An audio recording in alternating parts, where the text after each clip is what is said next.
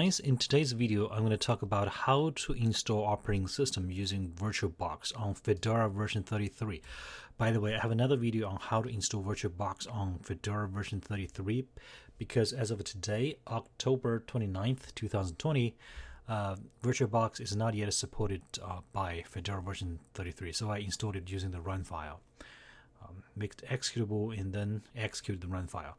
So this is the VirtualBox. When you need to install an operating system, you can just use this new button, and then you pick. You can give it a name, whatever name you want to give it, depending on what you're trying to install. You can just pick the appropriate operating system.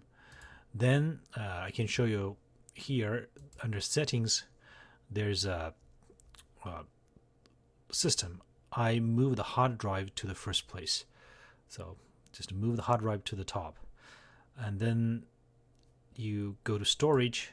You need to click on this empty and use this button to select a disk image. If you want to install Ubuntu, select Ubuntu. If you want to install CentOS, you click on the CentOS. Remember, these ISO files can be downloaded for free. If it's doesn't matter what operating system. For Linux, you can download the ISO file. If you're going to create a Windows virtual machine, you will need activation code, because Windows is not free. So after storage, you can configure network. Network, I use a bridged adapter, so I can use this virtual machine as if it is a real computer, and then I just assign to random MAC ID, and then I can configure this virtual machine at my home router. So this machine will have a fixed IP address, and I can assign computer name to it. So basically, you so first go to Systems, move the hard disk to the top. Then you go to the network, use this bridged adapter. So this virtual machine can serve as a regular computer on your network.